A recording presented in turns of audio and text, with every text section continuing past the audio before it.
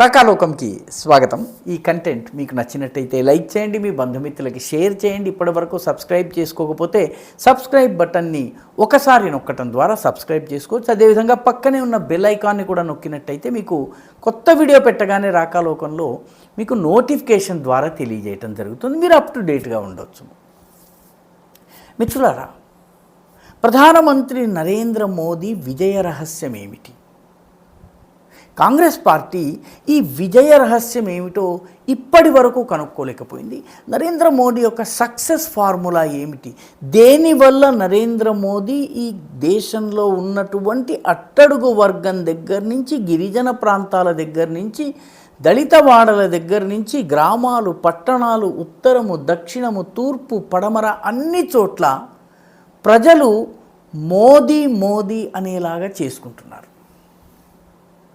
ఈ ఫార్ములా బహుశా కాంగ్రెస్ పార్టీ దగ్గర ఉన్నటువంటి వాళ్ళు చాలామందికి, దాని యొక్క థింకింగ్ హెడ్స్ ఎవరైతే ఉన్నారో, మేధావులని చెప్పేవాళ్ళు, వ్యూహరచన చేసేవాళ్ళు, వీళ్ళకి ఇది అర్థం కాలేదు. నరేంద్ర మోదీ అయోధ్య వల్ల గెలిచారని కనుక భావిస్తే 2019లో కానీ 2014లో కానీ అయోధ్య లేదు. పుల్వామా వల్ల గెలిచారని భావిస్తే 2014లో పుల్వామా లేదు, 2024లో పుల్వామా లేదు.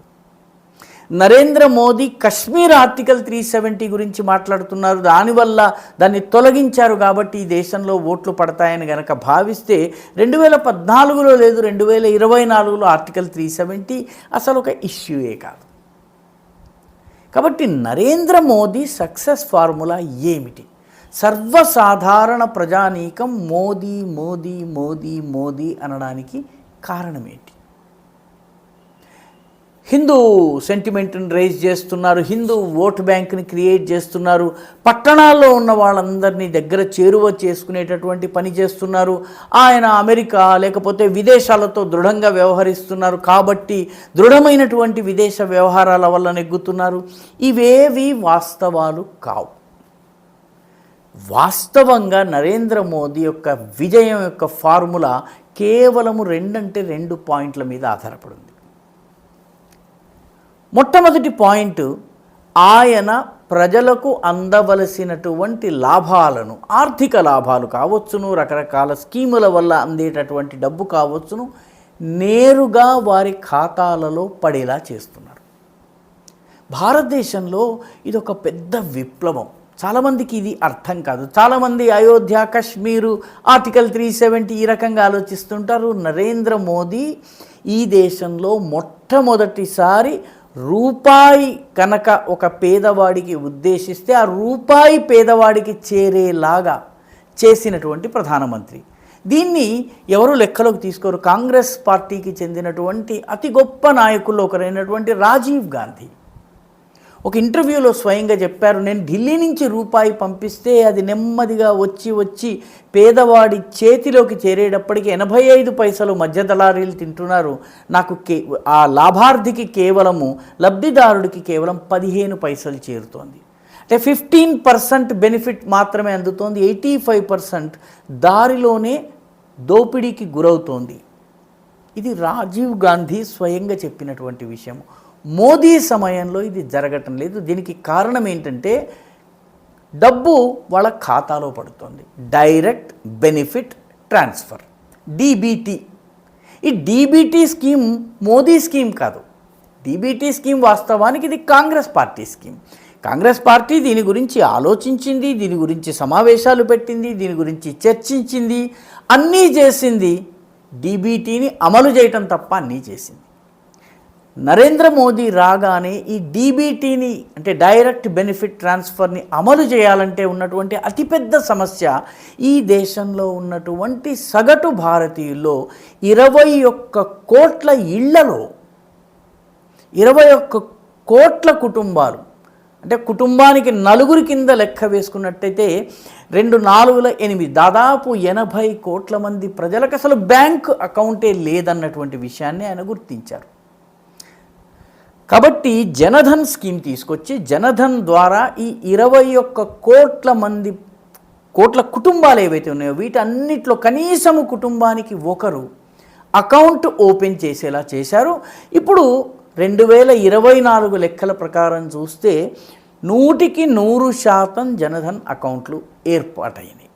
జీరో ఖాతా, జీరో డబ్బుతోటి, ఒక్క పైసా లేకుండా సేవింగ్స్ అకౌంట్ ఓపెన్ చేయవచ్చును. ఈ జనధన్ ఏదైతే వీళ్ళు ఆరంభించారో ఈ జనధన్ ఖాతాలలో దాదాపు 52% రూరల్ ఏరియాస్లో, అంటే గ్రామీణ ప్రాంతాల్లో, మిగిలిన 48% పట్టణ ప్రాంతాల్లో అయింది. ఈ మొత్తము జనధన్ ఖాతాలలో 61% మహిళలది. కాబట్టి డబ్బు కుటుంబాలకు చేరుతోంది, లబ్ధిదారులకు చేరుతోంది, గ్రామీణ ప్రజలకు చేరుతోంది, అన్నిటినీ మించి మహిళలకి చేరుతోంది. ఇది నేరుగా చేరేటటువంటి ఏర్పాటు. అందున మోసానికి వీలు లేకుండా లబ్ధిదారులను ఆధార్తో లింక్ చేయటం జరిగింది. ఆధార్తో లింక్ చేసిన తరువాత ఈ జనధన్ ఖాతాను, ఆధార్ నంబర్ను మొబైల్తో లింక్ చేయటం జరిగింది.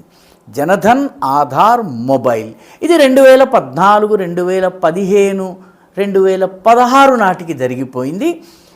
దీన్ని జనధన్ ఆధార్ మొబైల్ జామ్ అంటారు. ఇది నరేంద్ర మోదీ యొక్క అతిపెద్ద సక్సెస్ యొక్క మూల సూత్రం. ఎందుకంటే కోవిడ్ టైంలో డబ్బులు వేయాలి, సుకన్య సమృద్ధి యోజన వంటి డబ్బులు వేయాలి, ఆయుష్మాన్ భారత్ డబ్బులు వేయాలి, ఏ రకమైన డబ్బులు వేయాలన్నా కూడాను ఆధార్ లింక్డ్ కాబట్టి వేరే వాళ్ళకి వెళ్ళే ఆస్కారం లేదు.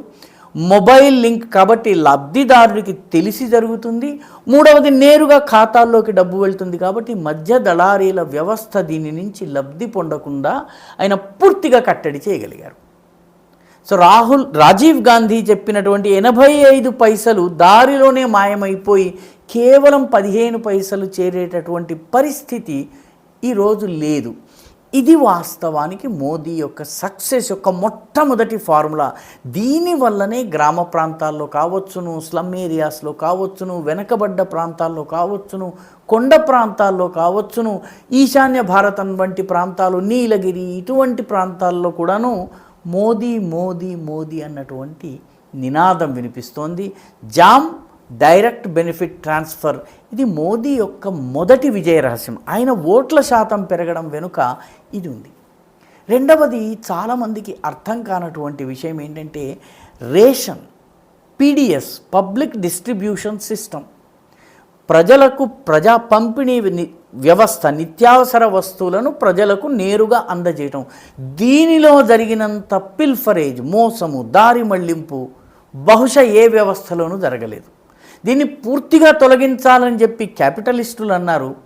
దీన్ని లోపాలతోనైనా కొనసాగించాలని లెఫ్ట్ భావాలు ఉన్నవాళ్ళు అన్నారు. కానీ దీనిలో ఉన్నటువంటి లోపాలను తొలగించి సమర్థవంతంగా అమలు చేసేటటువంటి వ్యవస్థని మోదీ తీసుకొచ్చారు. మోదీ దేశమంతటికీ ఒకే రేషన్ సిస్టమ్ని తీసుకొచ్చారు.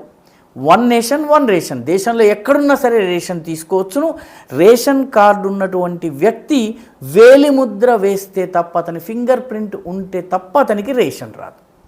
కాబట్టి రేషన్ కోసం అతను బీహార్కో పాట్నాకో పోవడానికి లేకుండా హైదరాబాదులో ఉంటే హైదరాబాదులో, అనకాపల్లిలో ఉంటే అనకాపల్లిలో, యాదగిరిగుట్టలో ఉంటే యాదగిరిగుట్టలో రేషన్ తీసుకునే వ్యవస్థ వచ్చింది. దాంతోపాటు ఈ రేషన్ షాపుకి వెళ్ళేటటువంటి సామాన్లను మధ్యలోనే దారి మళ్లించేటటువంటి వ్యవస్థను అంతం చేసేందుకు ఈ సరుకును గోడౌన్లోంచి తీసుకువెళ్ళేటటువంటి వాహనాలకు జీపీఎస్ అమర్చారు.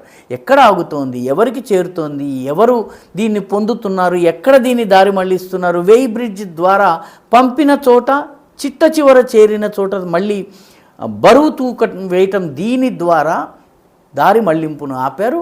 రేషన్ షాపులో మోసాల్ని ఆపేటటువంటి ప్రక్రియలో భాగంగా 5 కిలోలకి 3.5 కిలోలు, 4 కిలోలు మాత్రమే తూకం వేసి మోసం చేసే పరిస్థితి పోయి 5 కిలోలకి 5 కిలోల తూకం సరిగ్గా ఉంటేనే రసీదు బయటకు వచ్చేటటువంటి సిస్టమ్ని తీసుకొచ్చారు. దీంతో రేషన్ ప్రజలకు అందుతోంది. అందుకని దీనివల్ల సర్వసాధారణ ప్రజానీకానికి లాభం జరుగుతోంది.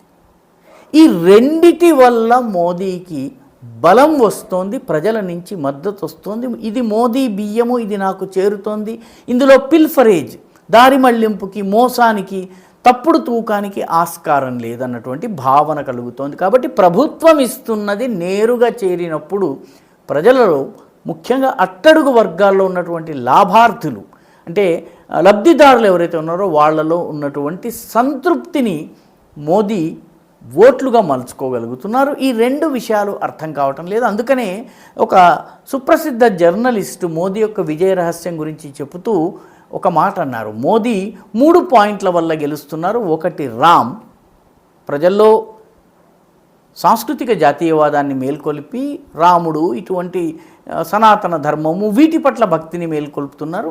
రెండవది రామ్, రెండవది రేషన్ సక్రమంగా అందుతోంది. మూడవది రాహత్ అంటే సహాయము, అందవలసిన సహాయం పూర్తిగా అందుతోంది. కాంగ్రెస్ పార్టీకి దురదృష్టవశాత్తు ఈ రేషన్ రాహత్ అనేటటువంటి ఫార్ములా కానీ ఈ జామ్ ద్వారా డీబీటీని మోదీ సమర్థవంతంగా అమలు చేస్తున్న విధానం కానీ పీడిఎస్లో వచ్చిన సంస్కరణలు కానీ అర్థం కావటం లేదు. అందుకనే వాళ్ళు ఇప్పటికీ కూడాను మతపరమైనటువంటి వివాదాలు ఈ రకమైనటువంటి ఇష్యూస్లోనే వాళ్ళ మొత్తము మోదీని అటాక్ చేయటం జరుగుతోంది. పర్యవసానంగా పుట్టెక్కడో ఉంది, దెబ్బెక్కడో కొడుతున్నారు. కాబట్టి పాముకి ఎటువంటి అంటే ఒక రకంగా చెప్పాలన్నట్లయితే వాళ్ళ లక్ష్యం వాళ్ళు చేరుకోలేని పరిస్థితి ఉంది. ఈ వీడియో మీకు నచ్చినట్టయితే లైక్ చేయండి, షేర్ చేయండి, ఈ ఛానల్కు సబ్స్క్రైబ్ చేయండి. మీ అభిప్రాయాన్ని కమెంట్ల రూపంలో తప్పనిసరిగా పంపించండి.